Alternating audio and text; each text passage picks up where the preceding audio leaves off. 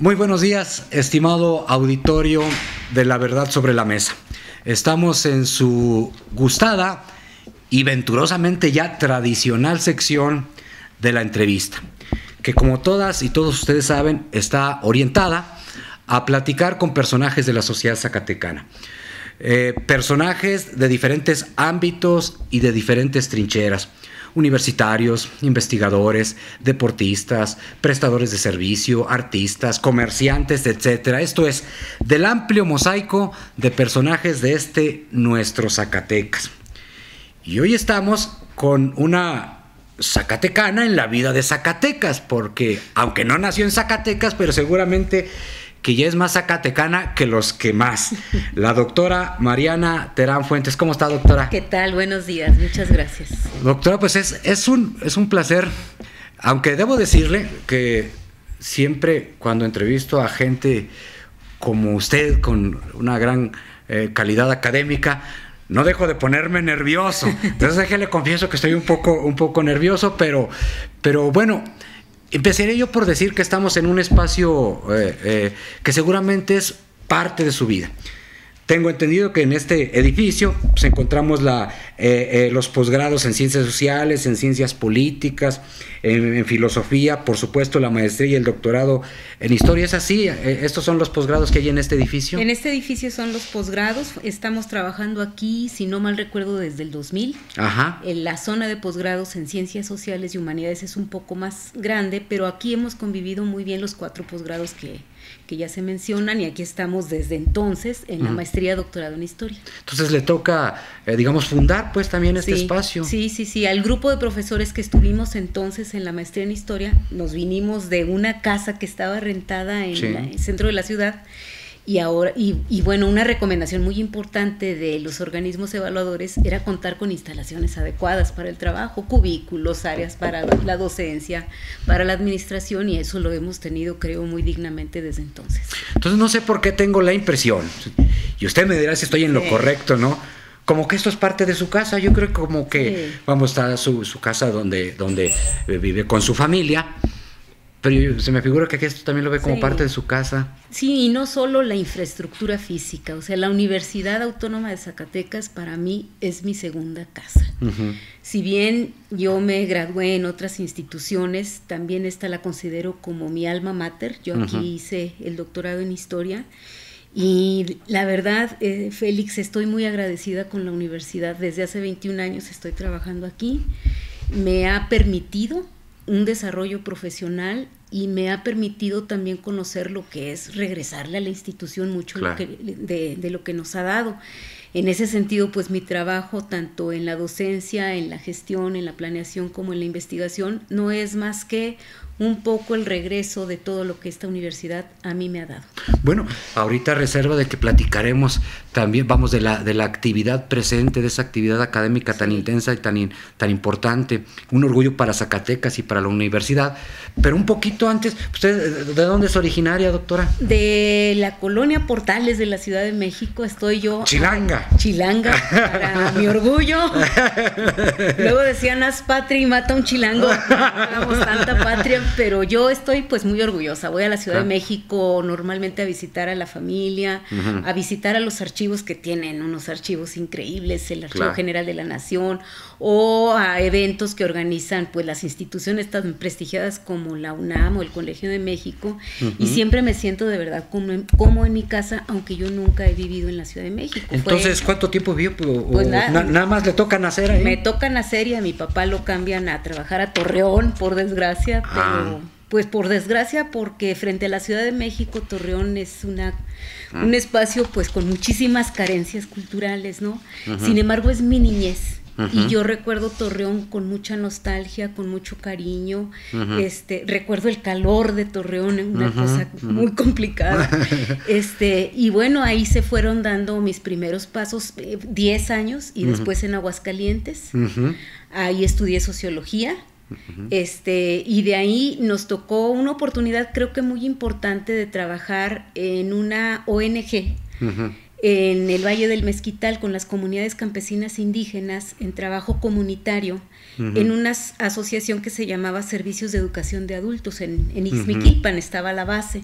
Entonces nos tocó ver una realidad pues muy complicada, una realidad sociocultural muy distinta a lo que yo había vivido. Y de ahí nos fuimos a hacer una maestría en el Colegio de Michoacán. Nos fuimos, me refiero a mi esposo y yo. Yo hice la maestría en Estudios Étnicos y de Lenguaje, una institución, la verdad, muy prestigiada, con una seriedad académica que, bueno, ahí yo entendí que había que agradecer a las instituciones académicas mexicanas la posibilidad de continuar estudiando, porque ahí ya por primera vez yo recibo beca de CONACYT. En muy pocos países latinoamericanos se beca a los estudiantes para continuar su formación académica, y en ese sentido creo que México está haciendo un papel muy importante.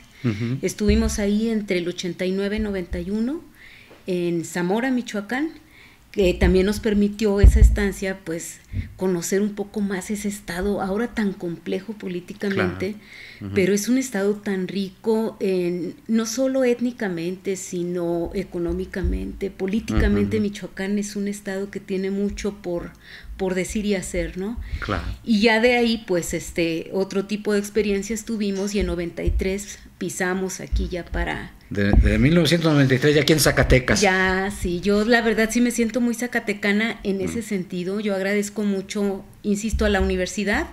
Vinimos por invitación expresa a trabajar en la Facultad de Humanidades. Yo trabajé unos años en Letras. El profesor Morquecho, Benjamín Morquecho, me dio la bienvenida, y yo pues públicamente quiero agradecer ese gesto tan amable del maestro Benjamín Morquecho, en paz descanse. Y pues estuvimos trabajando unos años en el área de letras. Después me fui cada vez más abocando a historia, porque finalmente hice mi doctorado en historia. Entonces creo que ha sido muy interesante la experiencia académica, porque también nos ha tocado fundar programas. Fundamos el programa de la maestría en historia, se llamaba la Maestría en Humanidades Área Historia, en 1997.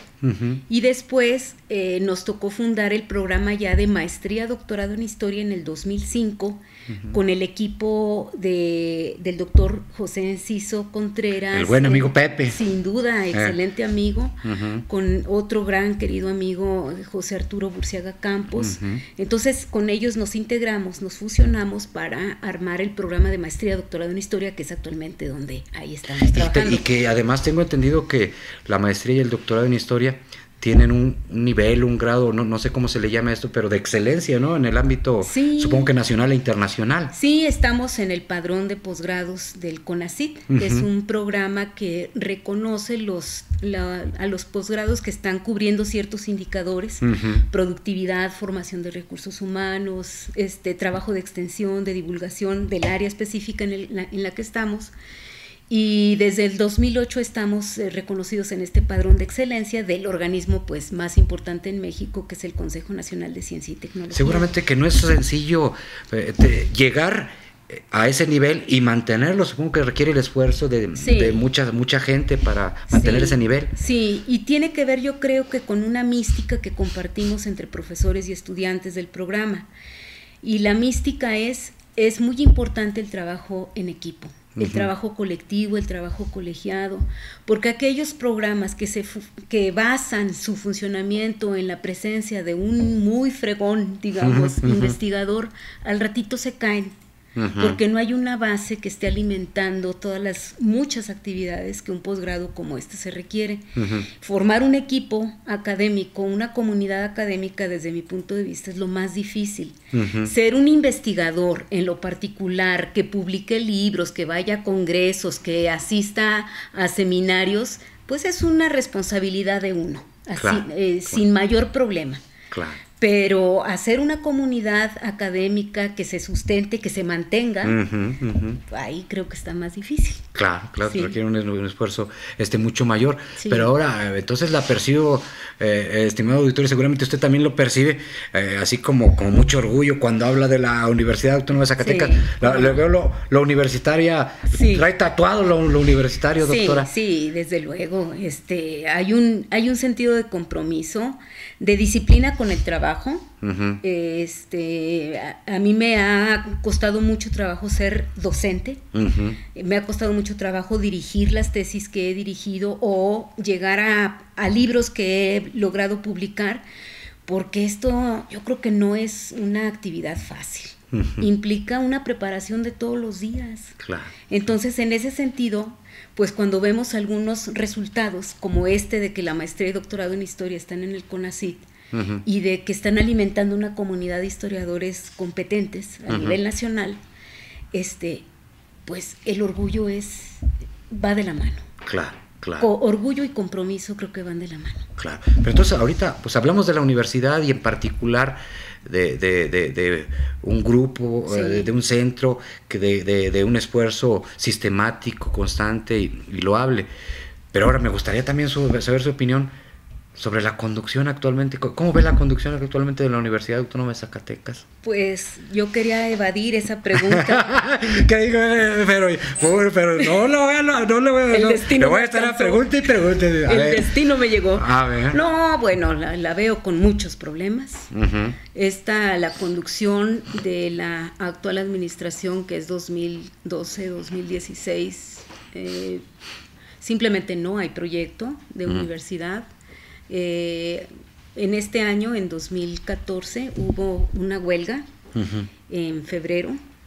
Esta huelga estuvo consensada por el 74% de los profesores. Ese es uh-huh un dato que hay que tener en cuenta. Claro. ¿Cuál era el problema fundamental? Pues el problema fundamental era la seguridad social. Uh-huh. Lo que nos descuentan a nosotros en materia de seguridad no lo enteran a quien deben de enterarlo, uh-huh, que es a las instituciones como el ISSSTE, el SAR, etcétera. La huelga no resolvió nada. Uh-huh. O sea, la huelga creo que sirvió para expresar una gran inconformidad de muchos profesores.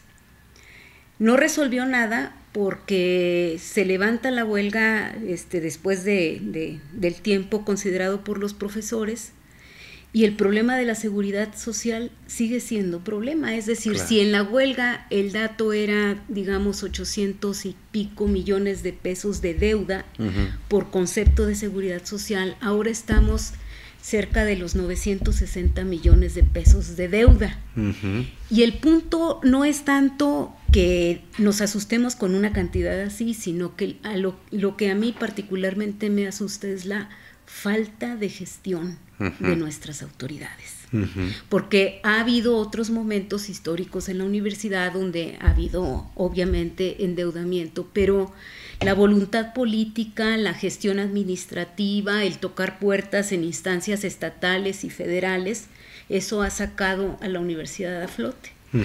A mí me apura que por más que hayamos hecho una huelga en febrero, ahora las cosas están duplicándose al punto, este dato que voy a mencionar es realmente alarmante.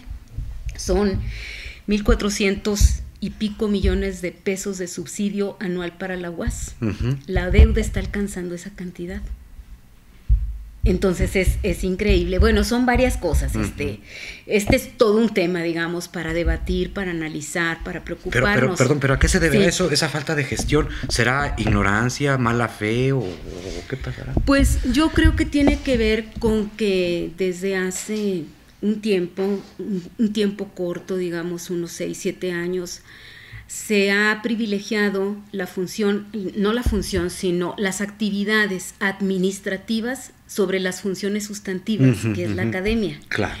Entonces, la administración ha generado muchos vicios. Uh-huh.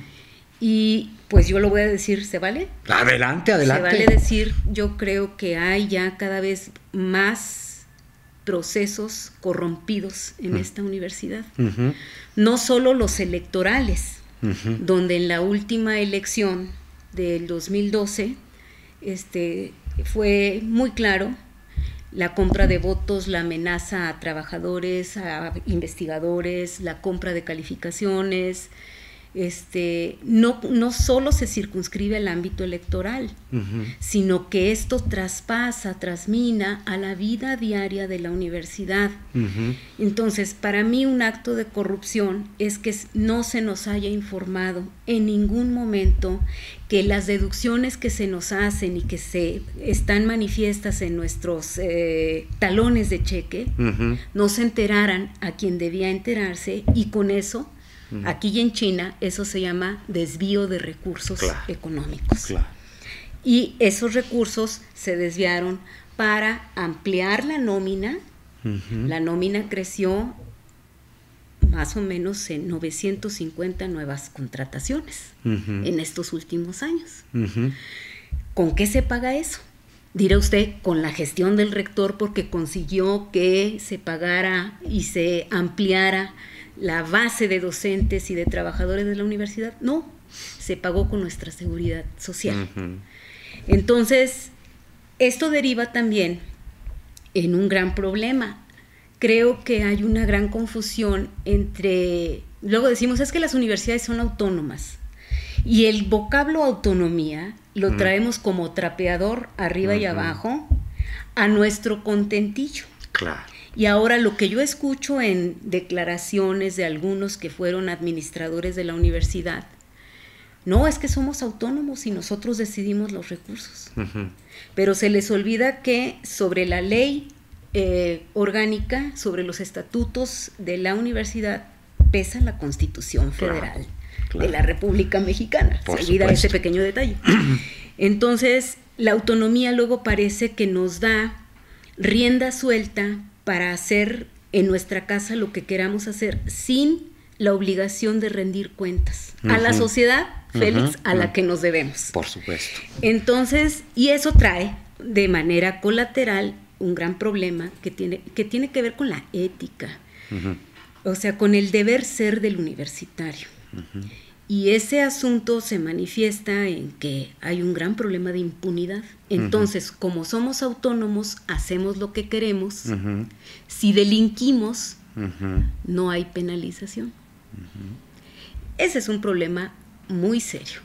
Muy serio, porque entonces, si no se castiga a quien haya que castigar en este proceso, las cosas se reproducen. Es como el cáncer. Claro. Si me sale un tumor en alguna parte de mi cuerpo, el cáncer se va a reproducir. Claro. Para mí, la corrupción que hay en la universidad se está reproduciendo de manera alarmante, exponencial, y sí debemos, pues sobre todo los universitarios, que nos decimos que somos mentes científicas, críticas, humanísticas, estamos cayendo en lo que históricamente las universidades y la educación superior pública en México ha denunciado. O sea, las universidades han sido los primeros bastiones de la crítica social, de la crítica política, y yo quiero ver esa situación en nuestra universidad, donde entonces hay un rector que dice que hace gestiones, pero nunca se concretan esas gestiones, donde hay un aparato administrativo, la verdad, de los funcionarios, los altos funcionarios de la universidad, que no están rindiendo resultados, pero que saben cobrar sus compensaciones. Esa parte nos duele mucho. Claro. A los que vamos a pie, a los que sí damos clase, hacemos proyectos de investigación, estamos titulando a los estudiantes, a los que no hemos dejado de picar piedra, en nuestro caso desde hace más de 20 años. Entonces sí lamentamos mucho esta situación. Vemos a colegas que están en su momento de jubilarse y su ahorro para el retiro está de dar risa. Claro. El dinero que ellos deberían de tener en sus cuentas se usó indebidamente para algunas cuestiones que convenía a intereses políticos de quien así lo decidió en su momento. Entonces me parece que es monstruoso, yo creo que es la palabra. Y si yo regreso a la pregunta que usted me hacía, Félix, al principio, del orgullo, del compromiso, pues yo refrendo en estos momentos de mayor crisis que ha vivido la institución, en lo que yo estoy trabajando aquí 21 años, también refrendo mi lealtad a la UAS. Claro. Y en ese sentido, pues yo sí seguiré siendo una voz crítica con respecto a esto que nos está pasando. Pero yo sé que es verdaderamente terrible, bueno, terriblemente real lo que está señalando, porque además habrá que reflexionar en lo siguiente, que tiene que ver con lo que usted señala.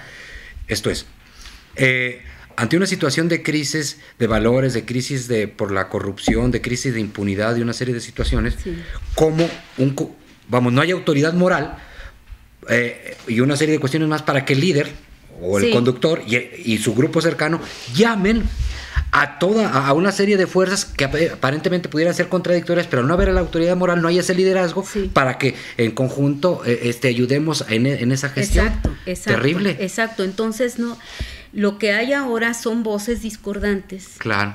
Discordantes, porque creo que no nos acabamos de poner de acuerdo sobre cuáles son los verdaderos problemas de la universidad. Los manifestamos aquí y allá, pero el que debería de aglutinar, de realizar un foro de análisis, de discusión y de propuestas de salida, que es el rector, no hay nada. A mí que me disculpe el ingeniero Silva Chaires, pero me parece que su gestión ha sido una gestión adormecida. El Consejo Universitario que ha dirigido y que es la máxima autoridad de nuestra institución, no ha planteado una salida efectiva, o por lo menos el inicio de una salida. Yo lo que quiero ver es el inicio de una salida. Claro. Pero no hay esto, entonces no hay autoridad moral. Claro. ¿Y qué pasa? Pues que nos estamos dispersando, que nos estamos dividiendo, y que para mí el fundamental problema es que se olvidó que esta universidad debe de tener un proyecto universitario, y se está olvidando que esta universidad se debe a la sociedad. Porque la sociedad es la que la está pagando históricamente. Claro. Ahora, sé que no tiene la bolita de cristal para prever el futuro, pero ¿dónde cree que vaya esta universidad en el futuro inmediato? Así como está. Así como está. A que la cierren. Sí. ¿Y cree que pueda haber una luz en el camino, algo que cambie las cosas? Hay varios escenarios en esto. Un escenario es que como los universitarios de Zacatecas no se ponen de acuerdo, entonces la federación la interviene.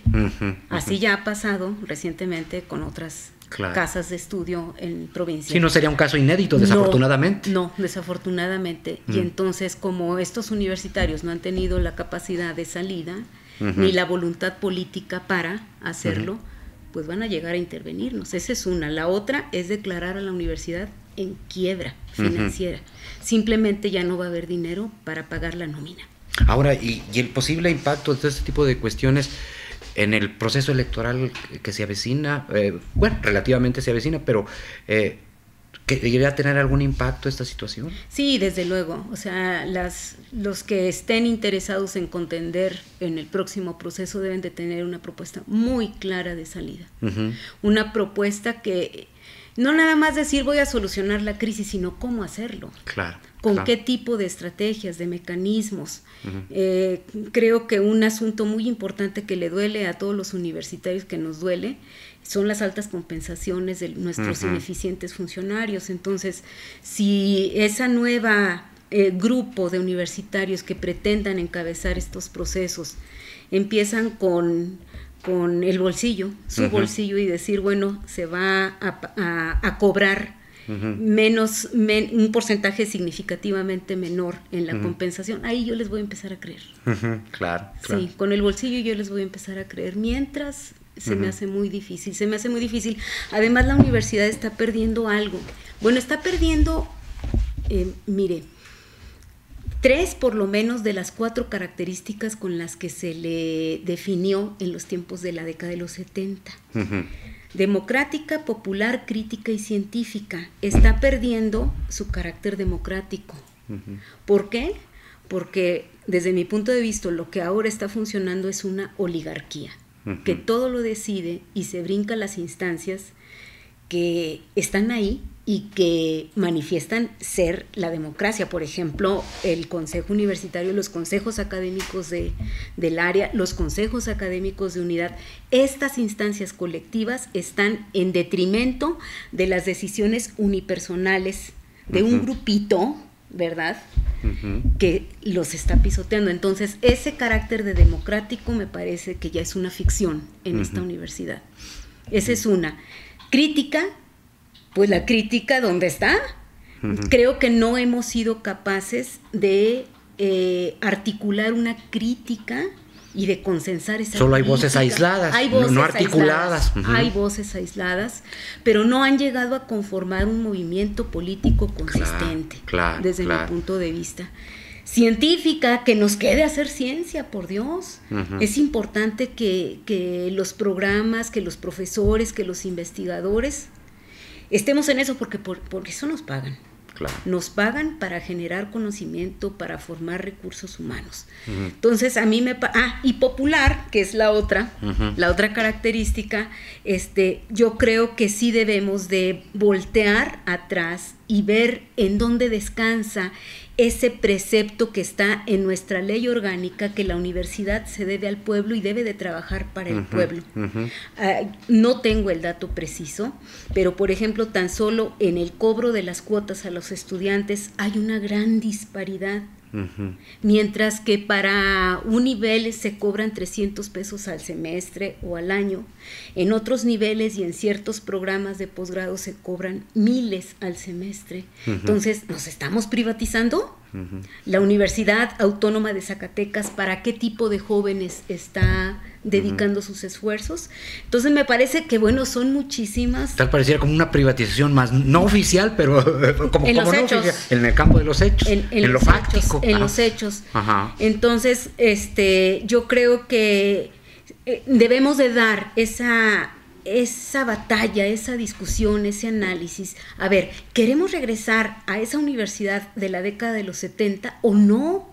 ¿O fue una etapa más? Esta universidad crítica, democrática, popular y científica fue un rostro más en la historia de la universidad en general.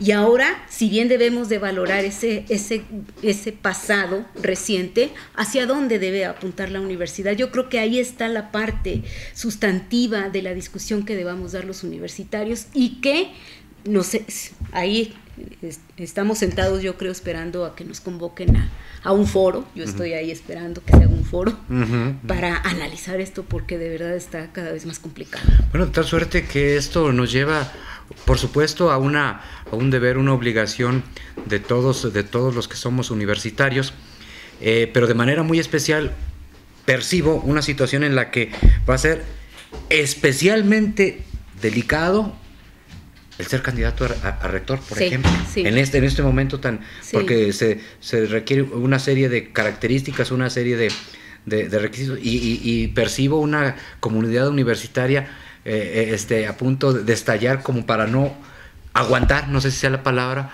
a un político tradicional para aspirar a la rectoría. ¿No lo ve usted así? Sí, yo veo que el que pretenda continuar con esto tiene que tener pues varias cosas claras. Desde mi punto de vista, tiene que tener un diagnóstico muy puntual de la universidad ahora, datos puntuales, datos de matrícula, datos de deserción, datos de pertinencia. ¿Será pertinente tantas preparatorias así construidas de manera reciente en la universidad, o las preparatorias necesitan una planeación estratégica que rinda mejores resultados? Por ejemplo, ¿será pertinente mantener posgrados que no dan resultados y no están en condiciones de ingresar al padrón de excelencia del CONACYT para que puedan becar a sus estudiantes? ¿Será pertinente la estructura en áreas como está actualmente en la universidad, o hay que cambiar a otra estructura y ver otros modelos de universidades cómo están funcionando? Yo puedo decir, Félix, después de la última reforma universitaria, en 99-2000, se determina que es por áreas. Muy bien, por áreas de conocimiento, 7 áreas, 8 áreas, perfecto. A mí que me digan dónde están los resultados de articulación de las distintas unidades de las áreas. Nos articulamos nada más para pedir dinero. Nos articulamos para los PIFIs, que es el programa interinstitucional de apoyo a las universidades públicas, el que genera más recursos extraordinarios, creo yo. Para eso nos organizamos, pero para cuestiones académicas, para cuestiones de divulgación, no hay una planeación estratégica que dé cuenta de que efectivamente es con las áreas con las que es posible dar mejores resultados. Es decir, creo que también falta, a la vez que un análisis muy cuidadoso de la información que se tenga en todos los niveles, faltan evaluaciones. O sea, falta evaluar el modelo con el que nos hemos desempeñado desde hace 14 años. ¿Está funcionando? ¿No está funcionando? Creo que las voces que hemos estado inconformes y nos hemos manifestado en la opinión pública en Zacatecas, si bien no hay un consenso entre esas voces, yo puedo decir que sí hay un elemento que nos puede reunir, que es la necesidad de un congreso de manera inmediata. Entonces, bajo esa óptica, ¿qué opina usted de algunas voces que han señalado que la Universidad Autónoma de Zacatecas requiere una auténtica refundación, entendiendo por refundación cuestiones de tipo moral, de tipo académico, de tipo político, un viraje importante? ¿Qué es su opinión sobre ese particular? Sí, bueno, sería parte, digamos, de la evaluación. O sea, ¿qué elementos han sido benéficos, ventajosos en este nuevo sistema de la universidad? ¿Qué es lo rescatable? Porque hay elementos que son, creo yo, muy rescatables. Creo que en general los posgrados que están acreditados tienen un papel muy importante para Zacatecas. Las preparatorias están generando resultados y están siendo una oferta. La preparatoria en sí, pero el problema es cómo se plantea este nivel cuando hay COBAES por otros lados y ahí va la preparatoria donde ya hay un COBAES. O sea, hay cosas que son valiosas de la universidad. Digamos, cada vez se hace más ciencia en la universidad, pero desde mi punto de vista falta que se asuma ese discurso de la ciencia que se hace en la universidad por la administración. A ver, a mí me gustaría saber y preguntarle a nuestras autoridades qué áreas estratégicas del conocimiento van a potenciar, van a favorecer para su máximo desarrollo. Yo no sé si esa pregunta la tengan clara nuestras autoridades, por lo menos en 2 años que va de la gestión del ingeniero Silva Chaires, yo no veo que haya claridad en esta área del conocimiento, la vamos a explotar aún más, la vamos a favorecer. Hay áreas del conocimiento muy importantes en la universidad que se han venido gestando y se han venido consolidando. Entonces, ese tipo de cosas yo creo que hay que rescatar. No se trata de un borrón y cuenta nueva. O sea, refundar yo creo que sí, en el sentido de que a todos nos quede claro que hay que recordar cuáles fueron los principales propósitos por los cuales esta universidad nació. No solo en 1968, cuando se convierte en universidad, sino desde 1832, cuando Francisco García Salinas establece la Casa de Estudios en Jerez. ¿Cuál era el propósito? Formar ciudadanos. Y yo creo que las universidades públicas deben de seguir manteniendo ese propósito. Hay que formar ciudadanos comprometidos con tu nación. Suena a lo mejor muy demagógico lo que estoy diciendo, pero yo estoy convencida que las universidades son esa plataforma para tener ciudadanos más comprometidos con México. Y que además ayuden para formar la conciencia social, sí. es fundamental. Vamos, a mí me llamó mucho la atención, bueno, y lo comento porque tiene relación con esto último que usted señala, doctora, una declaración del doctor Narro, rector de la UNAM, cuando señalaba que claro, que es importante una tendencia que existe ahorita hacia las carreras tecnológicas, la mecatrónica, las tecnologías, una serie de cuestiones de tipo técnico, y señalaba la importancia de esto, inclusive muchas materias que tienen relación con cuestiones de tipo financiero. Pero al mismo tiempo, decía el doctor Narro, sin embargo, este país no debe olvidar la importancia que tienen las carreras, las áreas humanistas, humanísticas, que entiendo que esas son las áreas que nos pueden ayudar a este tipo de profesionistas y que le aporte a la sociedad. Así es. Hay un dato que vale la pena que lo tomemos en cuenta, digamos, con este último tema. La mayoría de las universidades europeas, en las carreras que se ofrecen, sean de matemáticas, de biología, de química, de ingeniería, deben de llevar los estudiantes por lo menos un semestre de filosofía. Claro. Todos. Claro. Todos. ¿Y aquí qué pasa? Bueno, pues aquí parece que nos estorba la filosofía. Claro. Parece que nos estorba la ética, parece que nos estorba la historia, parece que la historia se está volviendo un espectáculo. Entonces yo creo que esa refundación de la universidad debe de ser sobre todo en el sentido ético de la palabra. Claro, y es que además muchas veces olvidamos, y a lo mejor será por la vorágine que estamos viviendo actualmente, y a veces creemos simplemente en las cuestiones de tipo material, en la riqueza material, en las obras materiales, etcétera. Y a veces no reflexionamos que una sociedad, para que exista ese progreso material, pues está sobre bases inmateriales, son valores, ética, una serie de cuestiones, que eso es lo que posibilita que la sociedad avance. Y definitivamente las universidades en general, y concretamente la Universidad Autónoma de Zacatecas, pues debe aportar en ese aspecto de formar ciudadanía. Sí. Bueno, ojalá que cambien las cosas en la universidad. Y ojalá que dentro de algún tiempo estemos en un escenario diferente. Pero bueno, yo para pasar a la parte final de la entrevista, de cualquier manera no resisto el preguntarle, y además con absoluta lógica, bueno, ¿y por qué la historia? ¿Por qué dedicarse a esto de la historia? ¿Qué dejáis con la historia, doctora? A ver. Pues la historia me atrapó.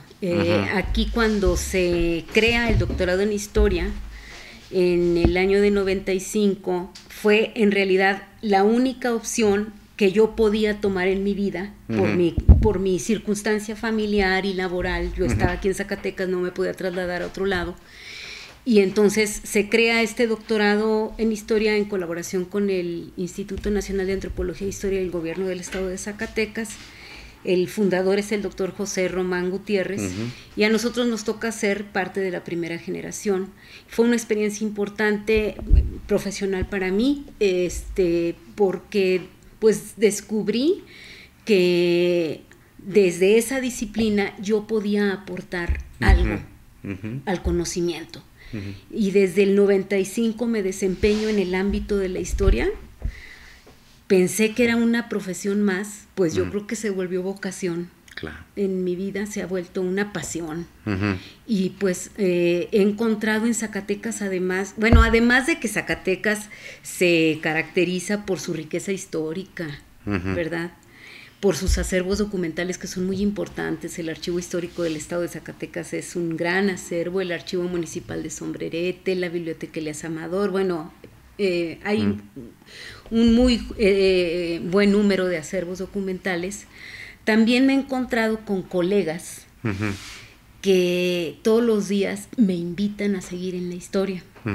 Y yo quiero mencionar a unos cuantos con los que he convivido los últimos años de mi vida profesional, y con los que definitivamente estoy comunicada con ellos de manera muy convencida, ¿no? De continuar en esto de la historia. Me decía mi papá cuando estudié sociología: híjole, ¿de qué vas a vivir? Vas a ser una fracasada. Pues ya murió mi papá, ya no le tocó ver después que yo me hice luego historiadora. Pero esos amigos, colegas, sí quiero mencionar pues a Edgar Hurtado, a José Enciso Contreras, a Marco Flores, a Arturo Burciaga, a René Amaro. O sea, con ellos hemos caminado, después se han integrado otros colegas, otras colegas a esta comunidad, pero hemos caminado desde hace ya muchos años. Y cuando yo veo a Pepe Enciso, que de manera muy seguida me dice: doctora, aquí le traigo otro libro de él, de su autoría. Dije, es que qué privilegio estar en un centro de trabajo donde llegues y además de que te regalan el buen trato, te regalan un libro. Claro. Un libro que implica conocer de manera mejor el pasado que todavía nos acontece. Claro. No sabes el pasado que te acontece. Entonces, en ese sentido, creo que hemos hecho una comunidad muy dinámica, muy viva, de historiadores. Y eso es lo que me sigue impulsando. Luego veo que mis alumnos se vuelven maestros, que se vuelven doctores, que son reconocidos por el Sistema Nacional de Investigadores y digo, vale la pena. Claro, claro. Ahora, pero intencionalmente dejé para la parte final lo que percibo y estoy seguro es lo más importante para la doctora. Hace un momentito que venimos aquí a la entrevista, la veo con uno de sus peques. ¿Cuántos hijos tiene, doctora? Pues sí, es lo más importante. No, es que lo dejé para el final, ¿no? Y ya le busco decía, el concepto. ¿A qué horas me voy a preguntar lo más importante?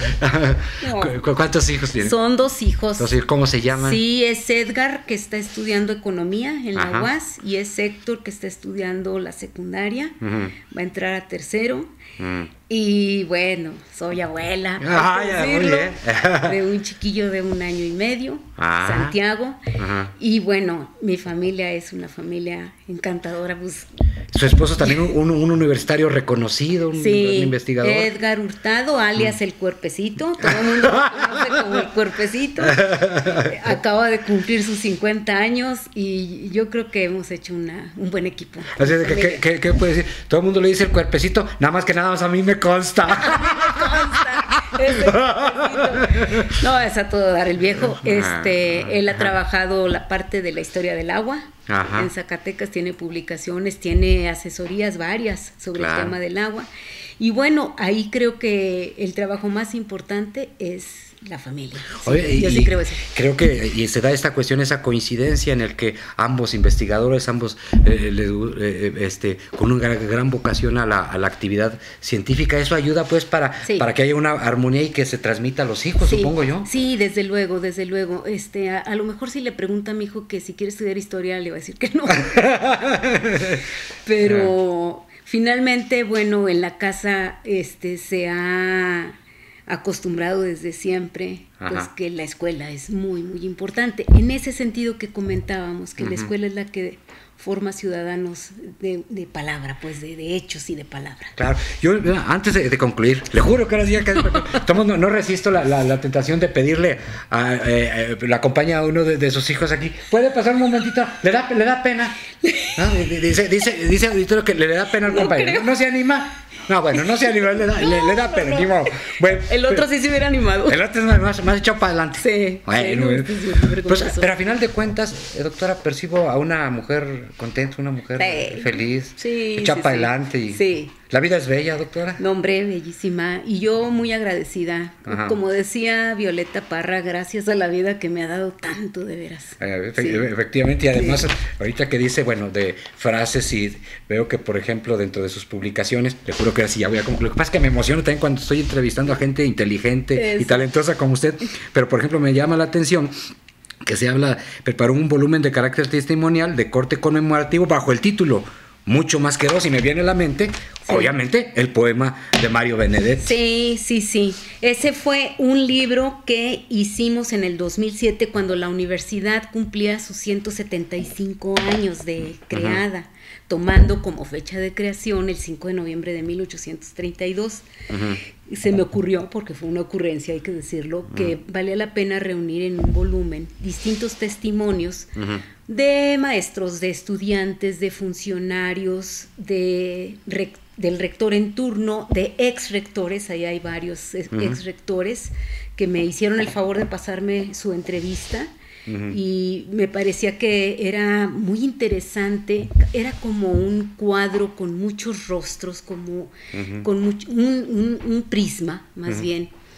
Y alguno decía, es que mi gestión, no voy a decir quién es que con mi gestión salió adelante la universidad. Y era interesante ese testimonio de este universitario que fue rector, pero dije, no. O sea, no es con él, ni con 2, ni con 3. O sea, somos mucho más que 2. Esta universidad Claro. Y en cada esquina, codo a codo, somos mucho más que dos. Es que porque además esta expresión de Benedetti, utilizada ahora en la universidad y que se puede utilizar en muchas actividades de la vida, es una auténtica filosofía. Sí, desde luego. Finalmente las instituciones, es una pregunta que luego nos hacemos, ¿quién hace la historia, los hombres o las instituciones? Pues es finalmente la convergencia de instituciones y actores individuales y actores colectivos lo que va dando vida a las instituciones. Por eso fue que le puse mucho más que dos. Ha sido una conversación verdaderamente muy aleccionadora, muy agradable. Podríamos estar platicando horas y horas porque con la doctora Terán se puede platicar de muchos temas, como insisto, una mujer talentosa, una mujer con conocimiento, una mujer con sensibilidad. Pero algún breve mensaje final, doctora, a nuestro auditorio. Pues agradecer, por supuesto, al licenciado Félix Vázquez su amabilidad de invitarme. Y pues sí, un mensaje a la sociedad zacatecana que también esté muy observante de su institución. No basta con que los universitarios nos paremos el cuello y digamos que la Universidad Autónoma de Zacatecas es la institución más importante del estado de Zacatecas, sino hacer efectivamente en los hechos que ese dicho se vuelva una realidad, que la universidad siga siendo una oferta con responsabilidad, con seriedad, con compromiso con esa sociedad a la que nos debemos. Ese sería el mensaje que dar. Pues muchísimas gracias, pues estimado auditorio, ahí tiene usted, esta fue la sección, la entrevista con la doctora Terán, a la que por supuesto que hay muchos motivos para agradecerle su actividad académica, su aportación en el ámbito científico, pero también su aportación en el ámbito moral, en el ámbito ético. Y yo me quedaría, si usted me lo permite, doctora, con la siguiente expresión. Sobre todo habrá que agradecerle que es una mujer feliz, y cuando vemos a una mujer feliz aprendemos. Al menos yo ya aprendí, ¿verdad? Ya ahorita que vaya a casita digo, caray, en la vida hay que ser feliz. Hay que ser feliz. Y ya aprendí cosas también el día de hoy aquí con la doctora Terán. Muchísimas gracias, doctora. Gracias, fue un placer, un placer. Estimado auditorio, sé que al igual que su servidor, le agradó esta entrevista. Y si le parece, vamos a la siguiente sección de La Verdad sobre la Mesa. Adelante, por favor.